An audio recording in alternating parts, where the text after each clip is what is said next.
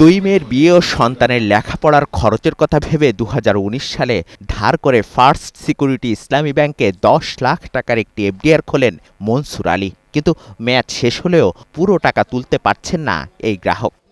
দুই মেয়ের বিয়ের ব্যাপার, ছেলে ইস্ট ওয়েস্ট ইউনিভার্সিটিতে ট্রিপলিতে ভর্তি হবে, সেই জন্য আমার আসলে টাকাগুলি অ্যাট এ টাইমে দরকার। আর ওনাদেরকে যতভাবে বলতেছে ওনারা রাজি হচ্ছে না। মাসে ১ লাখ টাকা করে দিব, আবার বলে যে ৩ মাস পর পর টাকা, এক এক সময় এক একভাবে কথা।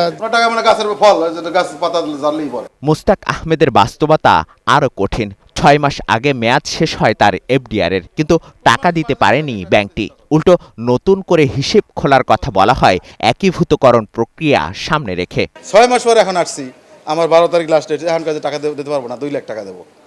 তাহলে আমার টাকা ১৩ লাখ, ১৩.৫ লাখ, এখন 2 লাখ টাকা দেয়, আমি এই টাকা দিয়ে করবো কি?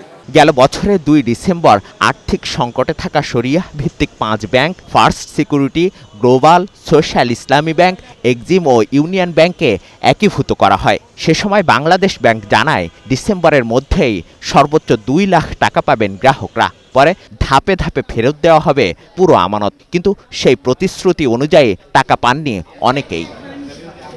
৫ লক্ষ টাকার একটা ম্যাচুরিটি, খারাপ লাগছে এই জন্যই।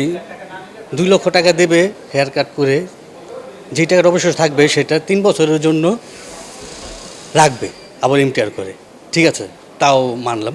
কিন্তু সেটা যদি মানলিভাবে যে প্রফিটটা দিত আমাদের সবসময়, সেটা যদি দিয়ে দিত তাহলে আর কি ভালো হতো। কেন্দ্রীয় ব্যাংকের মুখপাত্র জানান এ সংক্রান্ত নীতিমালায় কোনো পরিবর্তন আনা হয়নি, যদিও টাকা ফেরতের সময়সীমা নিয়ে স্পষ্ট কোনো উত্তর দিতে পারেননি তিনি। যদি ইন্ডিভিজুয়াল হিসাব করেন, তাদের লাইবিলিটিসের প্রধান বিষয় হচ্ছে তাদের যে আমানত আছে, তার সাথে বাংলাদেশ ব্যাংক তাদেরকে যে আর্থিক সহায়তা করেছে সেটা যোগ হবে। এই যোগফলটা তাদের অ্যাসেটের তুলনায় অনেক কম। যারা আমানতকারী আছে তাদের অর্থপ্রাপ্তিও সম্পূর্ণ অনিশ্চিত হয়ে পড়ল, বিষয়টা তার। যারা আমানতকারী তাদেরকেই সর্বোচ্চ প্রায়োরিটি দেওয়া হবে। সম্প্রতি একীভূত ব্যাংকগুলো ভেঙে ফেলার গুঞ্জন এবং সংশোধিত ব্যাংক রেজুলেশন আইন নতুন করে শঙ্কা বাড়িয়েছে গ্রাহকদের।